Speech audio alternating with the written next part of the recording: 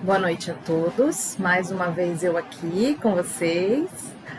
Eu vou arrumar o reloginho, como sempre, vou colocar ele aqui embaixo para a gente acompanhar, né, o tempo da aula. Hoje nós vamos falar um pouquinho sobre um assunto que parece simples, né? Mas como eu gosto de trazer sempre algumas reflexões novas, mais profundas, vai ser um assunto um pouquinho polêmico, só um pouquinho. Então a gente vai falar sobre o cristão no meio religioso e no meio profano. E eu vou tentar trazer para vocês um novo aspecto, né, desse assunto. Então vamos lá. É a aula 108, né, da escola. E o capítulo é o 57 da nossa apostila amarela, tá? Vamos começar então.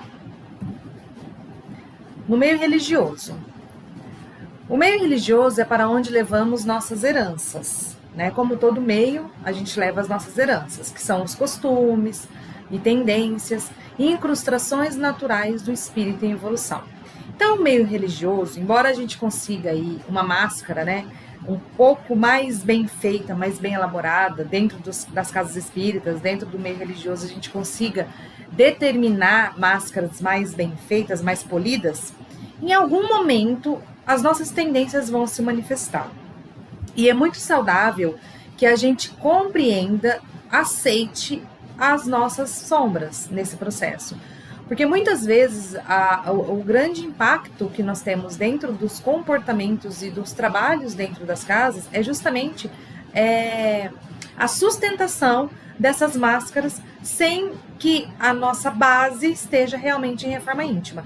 Então a gente entra num processo de reforma íntima e não consegue dar seguimento naquele processo. E aí a gente fica só com o verniz da reforma íntima. Mas quanto mais a gente vai se embrenhando na casa, nos trabalhos da casa, mais vai ficando nítido, né, o nosso verniz.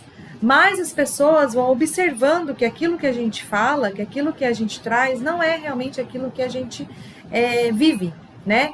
E isso gera muito conflito, não só conflito dentro do trabalho, dentro do meio religioso, mas conflito íntimo também. E aí, o que eu gosto de trazer, só voltando um pouquinho, é que essas heranças devem ser trabalhadas. E a gente tem que trabalhar essas heranças além da religião, né? Porque a gente está saindo aí de uma ideia que foi muito propagada de que a religião é a cura para todos os males, de que Deus é a cura para todos os males. E isso é uma visão que hoje, né, depois de muito vivenciar e de observar e de ler e de viver também o que acontece, é uma visão que a gente tem que começar a trazer um pouco mais, de uma forma mais profunda, né? O quanto Deus é responsável pela minha mudança e pela minha melhoria e o quanto eu sou responsável por isso.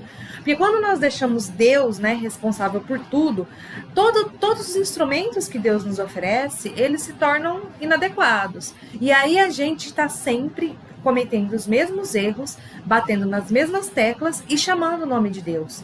E sempre naquele movimento de culpa e repetição, e sem mudança, sem transformação.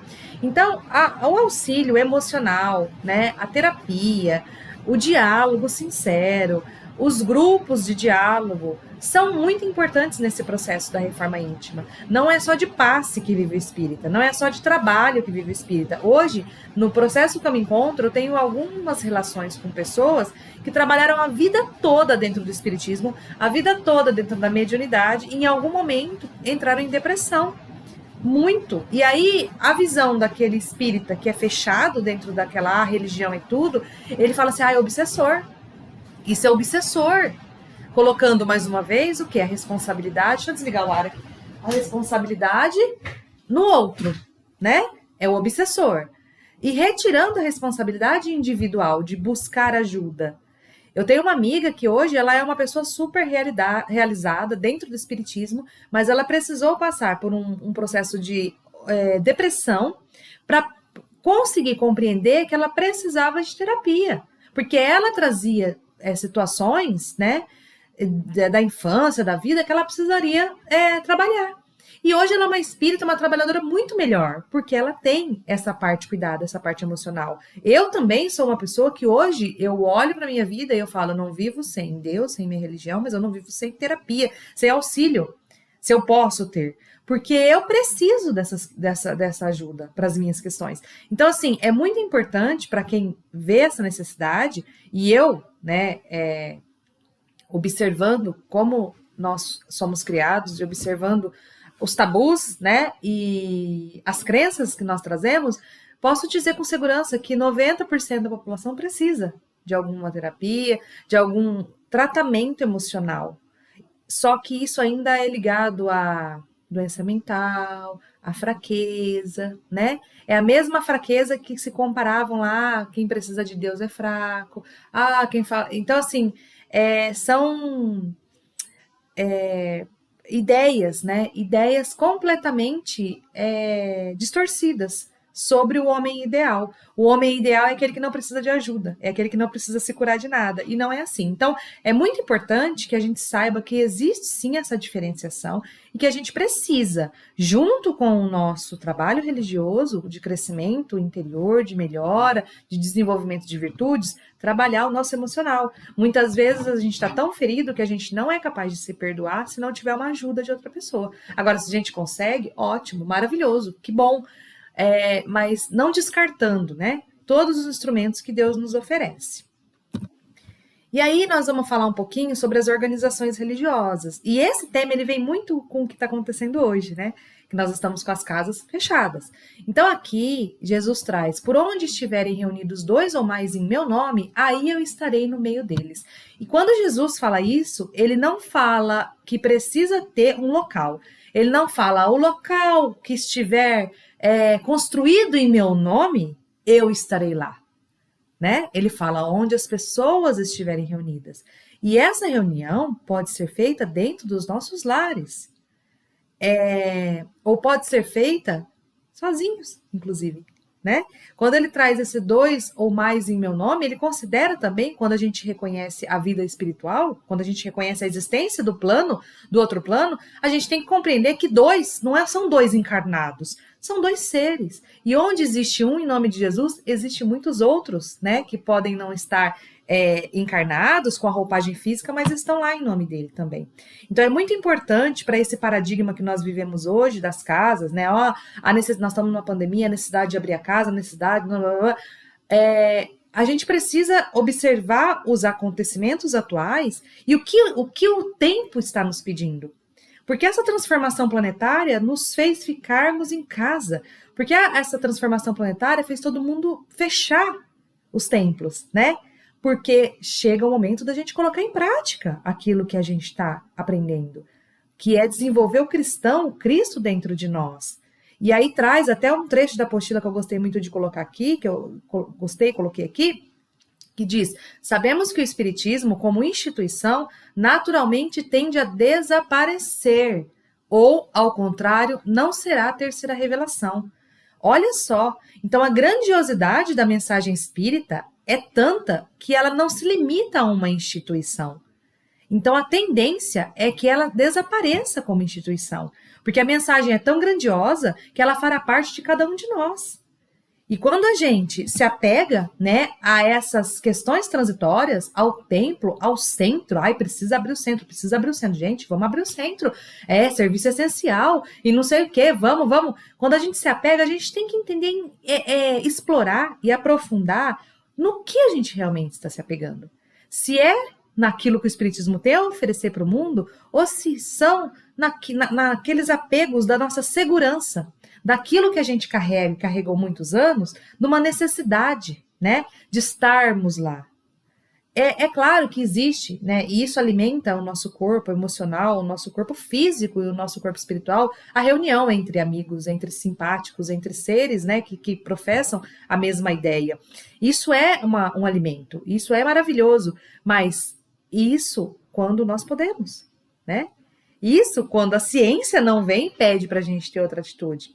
Então é muito importante essa reflexão, né, do nosso desapego. Será que esse desapego que nós estamos tendo que ter agora já não é essa evolução do Espiritismo? Será que o espiritismo não está se tornando algo maior e que os espíritas têm que compreender que a força está agora em carregar o ideal sem estar dentro do centro espírita?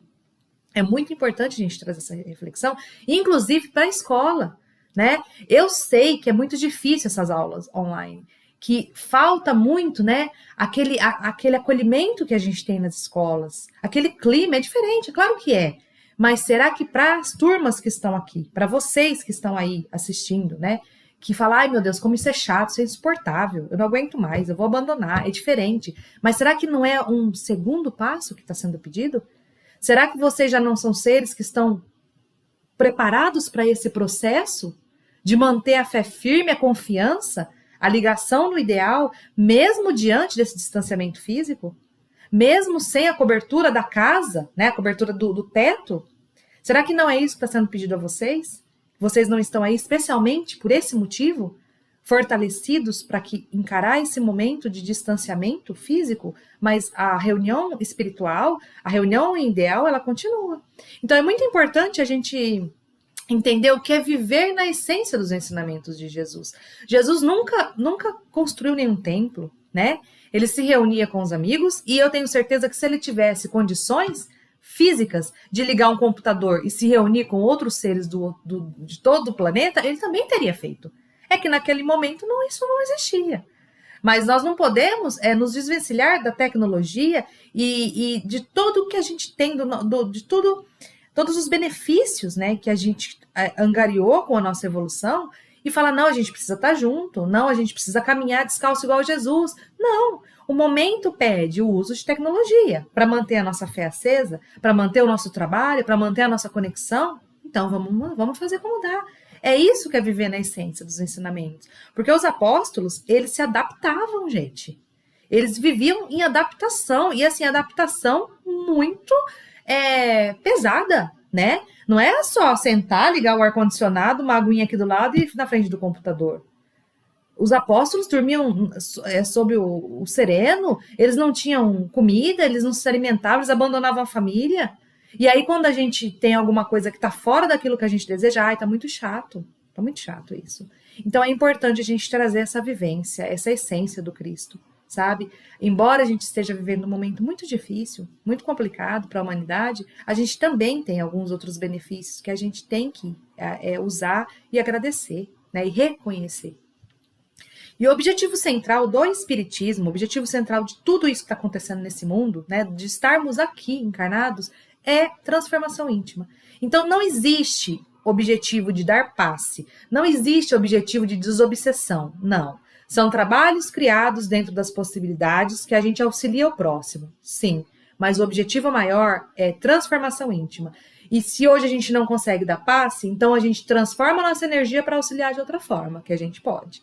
Mas a gente não pode ficar aprisionado a essas formas, achando que se a gente não está fazendo da forma que a gente fazia, nada está acontecendo, né? Nós do centro, vocês acham que conhecem, nós temos um grupo de vibração que ocorre todos os dias. Então, as vibrações, existe um dia na semana que era a vibração do centro, né? Vibração presencial. Mas agora, para compensar esse distanciamento, todos os dias nós temos vibração na casa. E isso é para compensar o distanciamento, para tentar suprir essa necessidade. E muitas pessoas da própria casa não conseguem participar, não conseguem acompanhar. Então, são facilidades, está mais fácil, a gente não precisa mais sair de casa, a gente pode fazer no nosso campo, mas mesmo assim, a gente não consegue manter essa chama, né? Então, é bom refletir sempre nisso. E aí, nosso comportamento dentro da casa espírita. A aula hoje é bem simples, né? Porque são situações que a gente já está cansado de ver, né, na escola. Então, assim, no centro espírita, equilíbrio, simplicidade, anonimato, ordem e disciplina. Equilíbrio é algo que rege o universo. Então, dentro do desequilíbrio existe o equilíbrio. Equilíbrio é você se reconhecer como ser em evolução. É aí que está o equilíbrio. Sem manter as máscaras, gente. É muito importante. A gente está entrando numa era, a era da sinceridade. A era que nós temos que mostrar o que somos. E, inclusive, as nossas fraquezas, nossa parte humana. porque é dentro dessa parte que a gente gera um movimento de muitas virtudes. Então, sem deixar aquela dureza de perfeição, eu preciso ser perfeito, eu preciso falar isso, eu preciso citar isso, eu preciso isso, eu preciso... Blá, blá, blá, blá. Gente, nós somos seres humanos em evolução. Então, a gente tem, sim, nós temos medos. Nós queremos, às vezes, olhar para aquilo e falar, não, não é nada, eu quero fugir, sai, para a terra que eu quero descer, para tudo. Isso não tá certo, Deus. Pô, então, assim, se a gente vive pleno, né? Ai, nossa, tá tudo bem. Não tá tudo bem, não tá tudo bem. É falta de honestidade, né? A gente precisa ter essa honestidade pra gente curar aquela feridinha. Se a gente ignora a ferida, a gente não cura. Então é muito importante esse equilíbrio. Eu sou humano, sim. Ah, hoje eu falei isso, me perdoa, me perdoa. Então, nessa nova era, a gente precisa desse equilíbrio. O equilíbrio de ser humano, de errar, de admitir o erro e de reparar. Tá? Sem fingimento, sem máscara, não é fingimento, são as máscaras, né? Muitos anos a gente vem carregando esse peso da perfeição, a gente vem carregando essa necessidade de sermos perfeitos, né? De eu preciso mostrar isso, eu preciso ser assim, isso é pecado, isso não, ai, nossa, um palestrante fazendo isso, ai, nossa, não sei quem fazendo isso é muito pesado pra gente. Então a gente precisa se despojar de verdade dessa crença, né, de perfeição, dessa necessidade de perfeição. Simplicidade. A simplicidade está em tudo, né? Dentro do espírito, dentro da casa espírita e nos nossos comportamentos. A gente não precisa de muitas coisas, muitas palavras, muito conhecimento para conseguir realizar os nossos trabalhos, né? Para conseguir tocar o coração do nosso próximo. A simplicidade é tudo. A gente não precisa inventar moda, né? Para convencer, ou para que o outro chore, né? Ou para que ele fique, nossa, a gente tem que ser simples, e a simplicidade, ela transmite essa sinceridade. Quando a gente está falando aquilo que a gente sente, a gente transmite na energia. Anonimato. Espera aí que eu vou dar um passe. Não, eu vou entregar uma cesta. Onde que aparece aqui? Selfie. Vai ter um selfie aqui, ó. Ó a minha cesta, ó. Infelizmente, a gente faz isso, né? Agora a gente quer registrar tudo. Mas a gente precisa entender quais são os pontos dessa divulgação. Existem divulgações benéficas dentro do movimento. São divulgações que estão mostrando que existe, está acontecendo o trabalho. Pessoal, ó, a gente está trabalhando, a gente precisa de ajuda. Vamos lá, vamos com a gente. Então, assim, existem divulgações necessárias, mas até onde é a necessidade e onde começa a nossa vaidade? E onde começa a nossa necessidade de aprovação, de aplauso, de se sentir amado. Então a gente precisa combater, sim, né? Fazer silenciosamente. A gente não precisa ir lá pegar o lixinho do centro, porque ninguém... peguei o lixo lá porque ninguém pegou, viu? Ninguém pegou, não. Você vai lá e pega, se ninguém pegou, pega o lixo e de boa. Pega a chave, vai lá limpar a casa. Isso, eu estou falando num cenário em que a casa esteja aberta, né? Então você não precisa contar para todo mundo o que você está fazendo. Faça, né? Faça a sua parte. Ordem e disciplina. Gente, é indispensável para o trabalho, para a vida, né? Ordem e disciplina. Saber acatar as situações, principalmente nós que estamos na escola ainda, a gente aprende sobre ordem e disciplina dentro da escola. Existem regras da escola, que não são regras feitas, né? O Edgar Armand sentou e teve um sonho e de repente ele achou legal. Não é aleatório. São regras que foram testadas, são situações que foram recebidas pela espiritualidade superior. Caderno de temas, caderneta pessoal, tudo aquilo que nos envolve emocionalmente dentro da nossa reforma íntima. Existe motivo para isso. Não é uma exposição, um passe de limpeza, não é uma exposição, não é uma ditadura, não é algo que é forçado, é algo que a pessoa que quer, né, ingressar na escola, ingressar na casa, ela aceita. E tem que haver ordem dentro disso. Então, a disciplina de horário, a disciplina de cumprir, né, determinada situação, é algo que só traz benefício para a gente. A gente não tem que ser duro naquela situação de, né, não, fora disso aqui, não. Mas existem algumas bases, como a escola, que é a primeira base disciplinar de ordem da aliança, que tem que ser seguidas. Porque senão, se a gente não conseguir seguir isso, como a gente vai seguir essa difícil tarefa de reforma íntima? Porque não existe nada mais difícil do que transformar esses padrões. Nada mais difícil. Então, se a gente acha que é muito difícil escrever, olhar um pouquinho para si, né? Falar um pouquinho de um tema, assistir uma aula, o que dirá das transformações que são muito profundas? A gente tem que compreender que é parte do processo, né? Desnecessário é alardear o que fazemos, pois as entidades amigas ao nosso lado tudo podem perceber e avaliar sem dificuldades, né? Sobre o nosso anonimato, inclusive. Líderes espíritas. Vocês todos são líderes, vão se tornar cada vez mais líderes, né? O mundo precisa de bons líderes. Então, quem quiser ser o maior entre nós, seja o servo de todos, né? Jesus.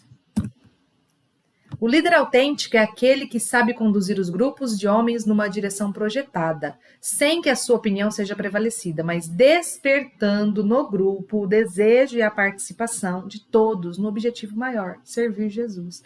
Então, o líder, ele não é aquele que manda, ele é aquele que arrasta, que desperta, ele é aquele que conduz, mas ele conduz dentro da razão e do sentimento. Ele faz que aquele ser desperte para aquilo e sinta vontade de seguir. Não só pelas palavras, pela emoção, mas também pelo exemplo. Então o líder vai lá, abre um diálogo e todo mundo vai abrir o coração, mas o líder não fala. Por que o líder não fala? Porque ele é melhor? Não. Ele deveria falar. Ele deveria ser o primeiro que começa a falar. O primeiro que abre o coração. O primeiro que fala dos seus erros. O primeiro que se coloca como humano no grupo. Esse é o líder. Ele arrasta. Ele não se coloca como, eu já passei por isso, viu, pessoal? É só com vocês. Não. Porque ninguém aqui passou por nada. Todos nós estamos galgando degraus, subindo um, descendo no meio, sobe 2, desce 1, às vezes desce 3. Então a gente está caminhando juntos. Um aluno da escola, ele pode ter muito mais desenvoltura espiritual e evoluir muito mais rápido do que um dirigente, um palestrante, um orientador que está lá no espiritismo há 50 anos. Então a gente precisa ter os líderes, nós líderes temos que crescer com esse pensamento. Eu sou humano. Pessoal, é o seguinte, eu faço isso também, viu? Eu fiz isso, eu sou humano, eu estou aqui nessa posição, mas estamos juntos. Ele não é aquele que ouve e aconselha, ele tem que escutar e ele tem que aconselhar, mas ele também precisa ser escutado, porque a vivência, o testemunho do líder, principalmente o testemunho das fraquezas, é algo muito importante, é algo que humaniza, é algo que une, né? Não afasta. Quando a gente se humaniza, quando a gente se relaciona, a gente está se unindo. Nós estamos juntos, viu? A gente vai junto.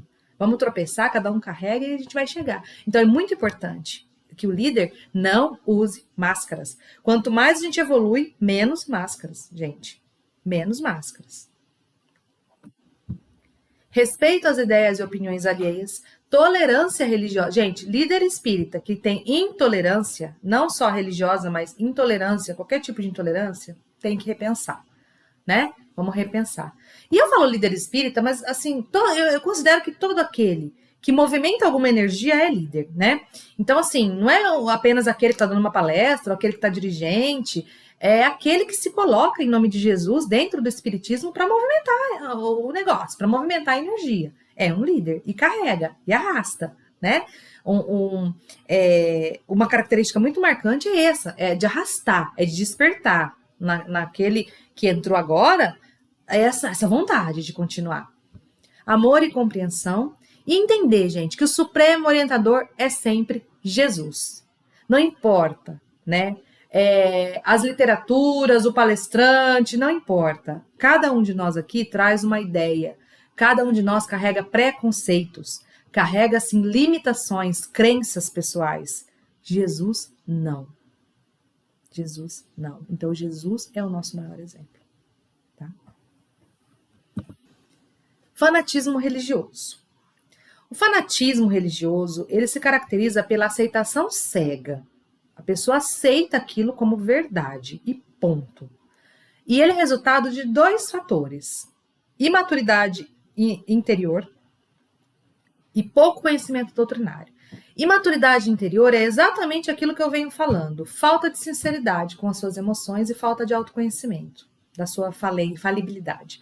Então, a pessoa se coloca como alguém que já está pronto, como alguém que não tem nada a receber, a crescer, a buscar. Ou ela se coloca ao contrário, né? Existe isso também. Aquela que só tem que buscar, pedir e não se coloca como ser responsável. Imaturidade. Nós temos que andar no equilíbrio. Nós temos, sim, horas que nós somos professores e horas que nós somos alunos. E nós temos muito a aprender. Mas a imaturidade interior, a falta de segurança emocional e de autoconhecimento nos faz fanáticos, né? Fanáticos religiosos.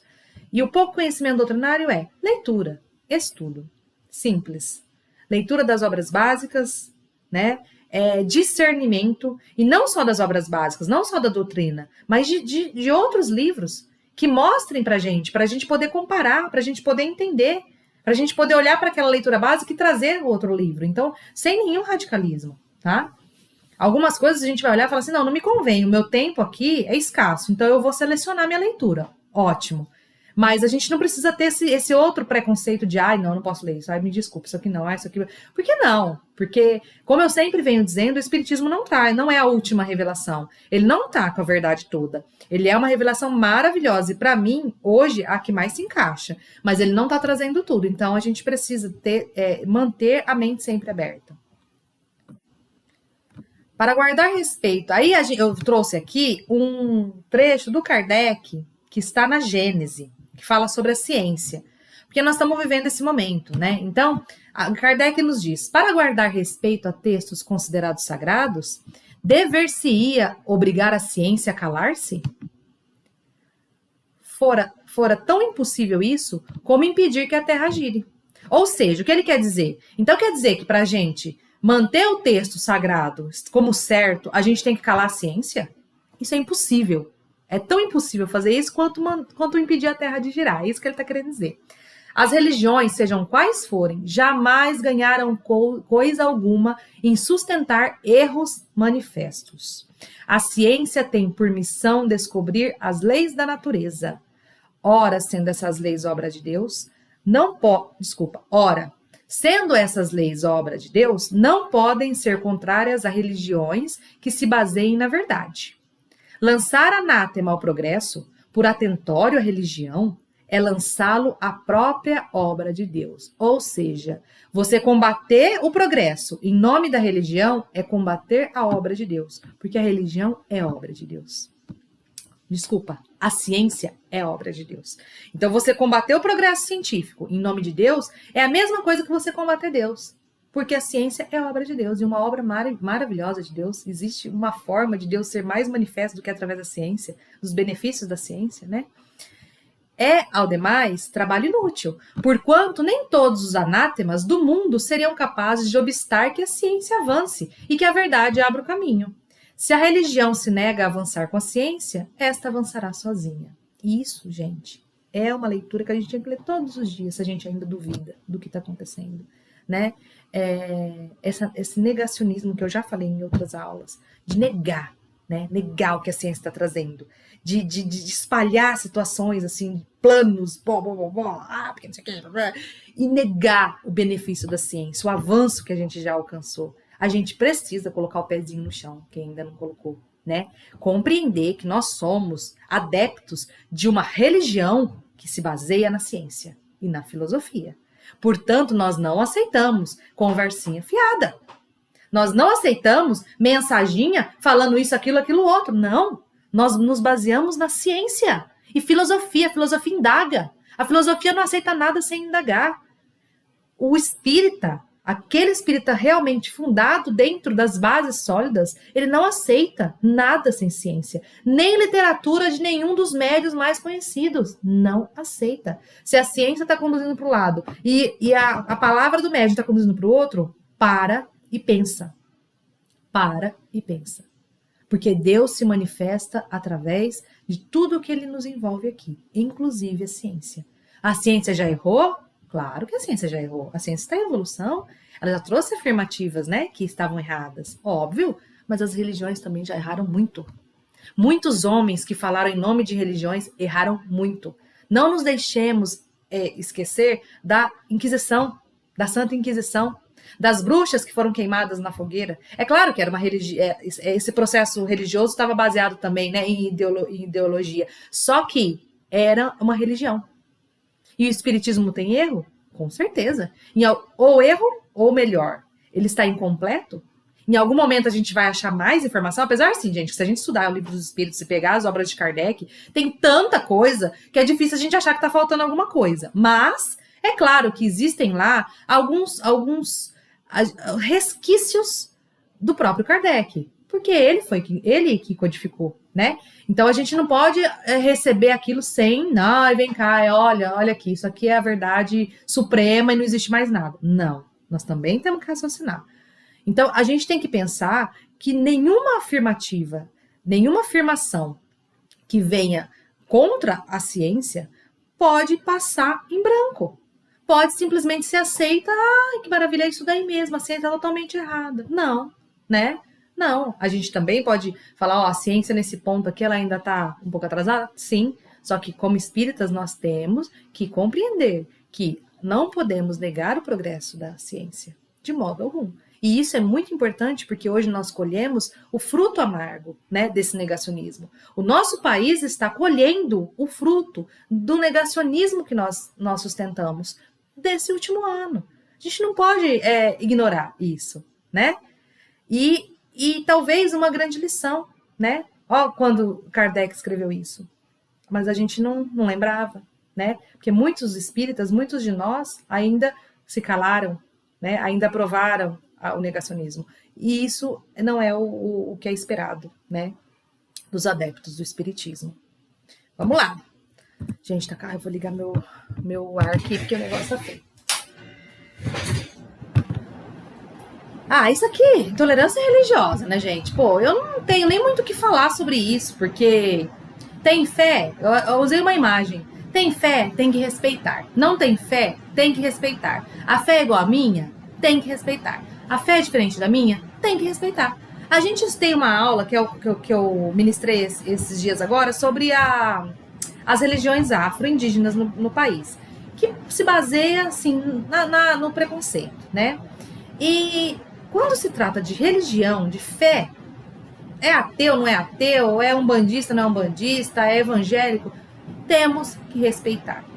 O espiritismo respeita e compreende que toda religião e a falta de religião, a pessoa que segue o caminho sem uma religião, tem um propósito. Ele não precisa. Ou se ele precisa, ele não encontrou o momento, né? Então a gente tem que respeitar. Não existe nenhum motivo para a gente agredir. Nenhum motivo, né? Definitivamente não tem que ser parte das nossas críticas, abordagens, não tem. A gente tem que respeitar a escolha das outras pessoas. Eu nem coloquei muita coisa aqui, porque é algo tão óbvio, né? E aí a gente entra numa parte um pouco polêmica, que eu quero trazer aqui a polêmica, porque eu achei muito interessante. Quando veio essa aula, eu ainda li um artigo de uma moça que eu sigo, uma senhora que eu sigo no Facebook, que fala muito sobre isso. E eu fiz um link com essa questão do cristão no meio profano. Eu fiquei pensando a tarde toda para poder linkar esse tema. Então a gente vai entrar agora, a gente estava falando, né, do cristão no meio religioso. E aí eu quero trazer agora qual é o comportamento do cristão no meio profano. Aí eu vou trazer um pouquinho o significado de profano. É um adjetivo, né, e alguns significados. Que não está de acordo com os preceitos religiosos, que desrespeita a santidade de coisas sagradas, que foge ao âmbito religioso secular, estabelecimento profano, que não tem a religião como propósito, mundano, música profana, que não faz parte de uma religião, fora do considerado sagrado. Sinônimo de profano: secular, temporal, mundano, leigo, laico, herético. Tá? Só para a gente fazer uma introdução, esse aqui é o significado de profano. E aí, quais são as bases que o espírita tem que seguir no meio profano? No meio, eu vou falar outra palavra, porque o profano eu vou explicar no final. No meio exterior à casa espírita. Fidelidade. O que é fidelidade? Fidelidade é você agir de acordo com aquilo que você acredita, né?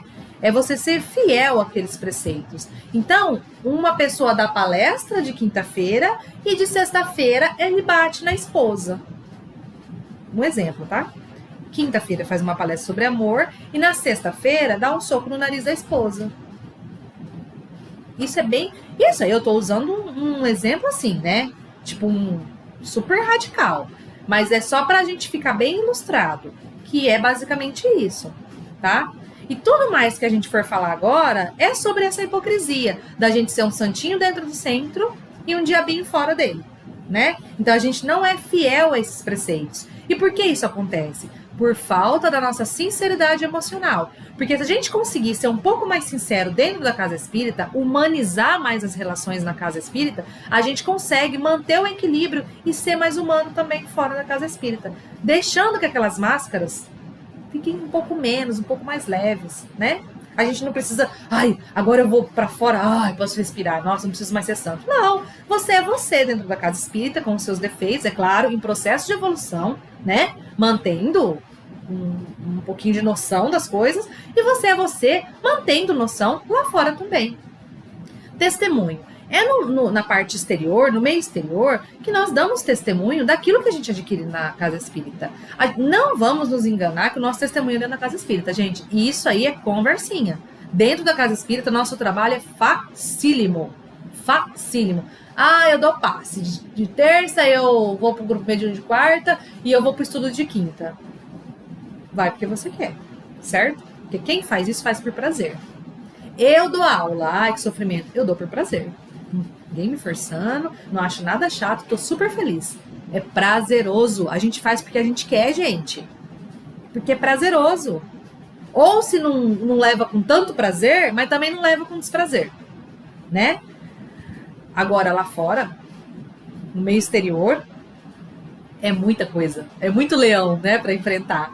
Então, não é prazeroso como é dar um passe, como é fazer uma entrevista, como é se colocar lá como santo, como exemplo, como anjo de Deus, né? Não é prazeroso. Não é, não.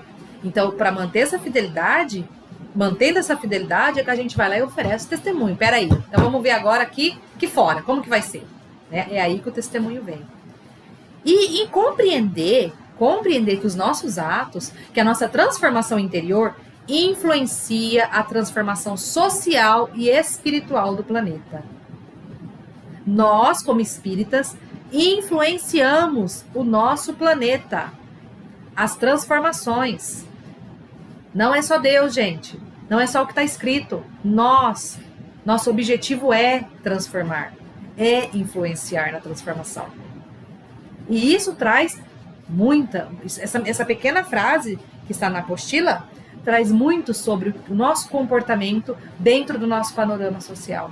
O quanto nós estamos movimentando energia para mudar a nossa realidade. E aí no trabalho, qual que é a nossa atitude? Como empregado, não prejudicar ninguém, dentro daquela, ambição de crescer, de ganhar mais, não prejudicar ninguém. Não compreender, não, é que isso daqui faz parte, isso é selva, eu tô na selva. Não, você não tá na selva. Você tá no planeta Terra e você tem que evoluir, meu amigo. E você tá precisando dar testemunho. Então você não tá na selva. E se você está na selva, dê seu testemunho na selva, né? Então não prejudicar ninguém, aceitar a derrota sem revolta ou inconformação. E, mais uma vez eu falo, você pode ficar com raiva. Você até pode ficar um pouquinho inconformado. Vai lá, gente, nós somos humanos. Mas você tem que aceitar, usar tudo que você está retirando do espiritismo, que você está recebendo dentro da doutrina e dentro do seu crescimento emocional para superar e sair melhor disso, tá? Então sentir, você vai sentir, nós vamos sentir. Nós vamos revoltar. Nós vamos falar, mas eu merecia mais, poxa vida. Mas o caminho é sentir e saber trabalhar aquilo. E como empregador, ser justo. E o que é ser justo nesse mundo, né?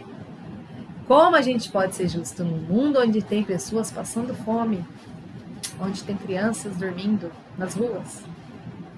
Isso é algo a se pensar, né? Mas dentro do trabalho, justo. Tratar o próximo como você gostaria de ser tratado. No Livro dos Espíritos, eu ia trazer uns trechos, mas eu achei que até ia ficar muito longa, só bate muito nisso. Você precisa tratar o outro como você gostaria. O que torna esse mundo um mundo de sofrimento é que a gente não trata o outro como a gente gostaria. A gente aceita para o outro qualquer coisa e para a gente quer o melhor. É sempre assim. E dentro do trabalho, como empregador, a gente precisa se posicionar assim. Não é fácil. Não é fácil, mas a gente precisa. É uma responsabilidade muito grande. Compreender as imperfeições e limitações também não é fácil. Porque tem aí um valor, tem o dinheiro, né? Tem o rendimento que aquele empregado tem que trazer. E a gente misturar as coisas é difícil. E aí eu vou falar sobre o profano, né? Sobre o misturar as coisas. Que todo mundo fala, não mistura as coisas. Não mistura. Vamos falar um pouquinho para finalizar sobre o que é misturar. E respeito, né, gente? Porque, olha, sinceramente, existem locais de trabalho que não existe um mínimo de respeito. Em que a fala, o trato é algo muito, né? A pessoa vai lá no trabalho, trata o outro como se fosse, né, um nada. E aí dentro da casa espírita, ai, irmão, e lá tá maltratando o funcionário. Então, assim, é aquela aula que uma parte da aula a gente não precisa falar muito, porque são coisas que a gente tem que compreender, né? Mas vamos bater nessa tecla, porque é tão difícil de fazer que a gente tem que ficar repetindo, né? No trânsito, eu não vou falar no trânsito o que a gente tem que fazer, mas eu vou falar para vocês, quem não conhece esse desenho do Pateta, fala muito sobre como a gente tem que ser no trânsito, ou melhor, como a gente não tem que ser no trânsito. O Pateta é um homem maravilhoso, um homem de bem, que sai pleno, cheira as florzinhas, respeita o animalzinho que tá passando, e quando ele entra no carro e pega o volante, parece que incorporou o demônio nele. E ele quer matar todo mundo, quer xingar todo mundo e vira um trem. E nós, né, acabamos nos identificando de algum modo. Porque o trânsito é algo que irrita muito. Então a gente tem que ter vigilância, né? Manter a fidelidade. Vamos lá. Aí eu fiz um apanhado, porque eu acredito que é a mesma coisa. Diante das tentações, vigilância. Diante das contendas, vigilância. Nas oportunidades de servir, vigilância. Todo meio exterior nos pede fidelidade, testemunho e vigilância. Com esses 3 aspectos, utilizando essas 3 bases, a gente consegue manter a nossa linha de equilíbrio no meio exterior. Então a gente precisa muito sempre estar atento aos acontecimentos e atento àquilo que a gente quer alcançar na nossa parte espiritual. Porque aí o que acontece no meio exterior é sempre encarado de forma consciente. A gente está consciente no processo, tá? E para finalizar, eu quero trazer para vocês a questão do profano. Lá atrás, até que na apostila, né, é a parte polêmica que eu gosto. Aí, até na apostila traz essa palavra, profano. E profano é como se não fosse de Deus. E eu acho que esse ponto... Esses pequenos pontos vão gerando umas crenças que pesam muito no espiritismo e pesam muito na nossa evolução. Como transformar o meio externo em profano? Por quê? Né? Jesus nos traz aqui, dai a César o que é de César, dai a Deus o que é de Deus. Eu ouvi muito essa frase sendo repetida por conta do movimento que a gente está sofrendo no nosso planeta, de despertar, né? Do borbulhar.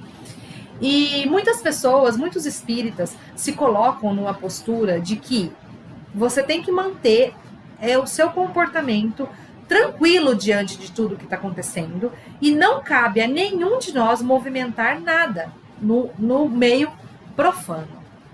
Porque o meio é profano, porque o meio é de César e a gente dá a César o que é de César e a Deus o que é de Deus.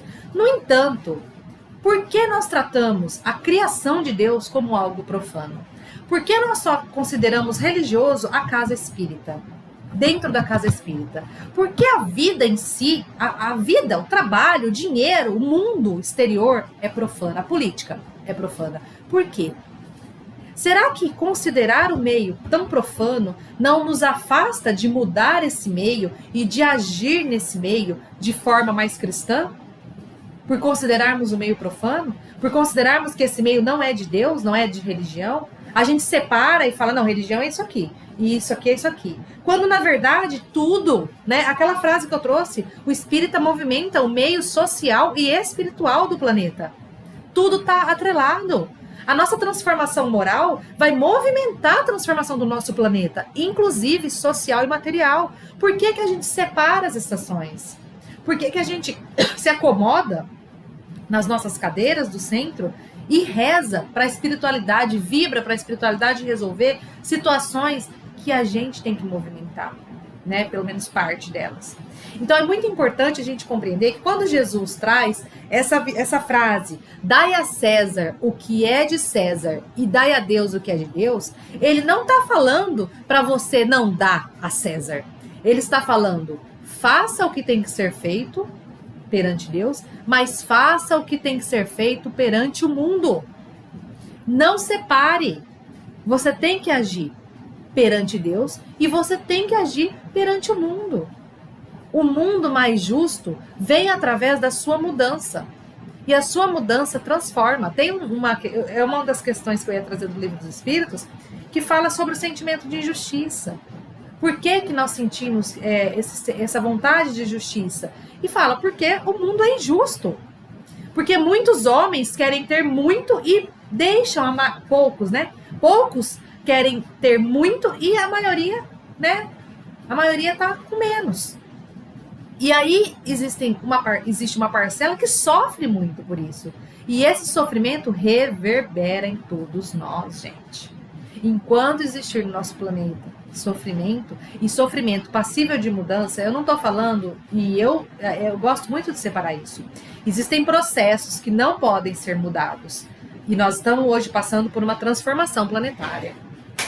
E existem processos que não poderão ser transformados. Que nós não poderemos ter a atuação dentro desse processo. Mas nós temos que compreender que o processo pode ser mudado em muito do que a gente vem fazendo. Então a gente precisa ter dentro do nosso coração o que o Espírita está fazendo para movimentar essa energia que nos é dada em abundância para mudar esse plano. Porque dentro da nossa estrutura existem injustiças e sofrimentos, dores muito fortes, causadas não por uma estrutura divina, mas por uma estrutura humana. Nós temos que refletir nesse ponto. Refletir o quanto nós temos que movimentar as nossas forças para mudar o nosso mundo. Refletir o quanto que a gente tem que deixar de agir de determinada maneira, passar a agir de outra maneira, na atuação, no profano, que não é profano. Perguntar o que é de Deus. Tudo é de Deus. Então, o nosso comportamento, diante de tudo, é o comportamento do espírita que está lutando para ser melhor, que está lutando contra a injustiça, que está lutando para a igualdade, em benefício da igualdade, que está lutando contra a fome, que está lutando em favor da justiça. O nosso comportamento influencia a nossa parte social e espiritual. A gente precisa ter isso em mente. Não é só de vibração que vive o espírita. Não é só de aceitar as coisas como se fosse Deus que manda. Isso é irresponsabilidade. Deus nos dá os instrumentos. Nós precisamos mudar a nós mesmos, transformar o nosso íntimo e transformar o mundo. Então fica a reflexão para a gente pensar, né, profundamente nas nossas emoções, na nossa sinceridade emocional e em como nós vamos trabalhar nesse meio divino, que nada mais é do que o meio fora do centro, mas que é tão divino quanto dentro do centro.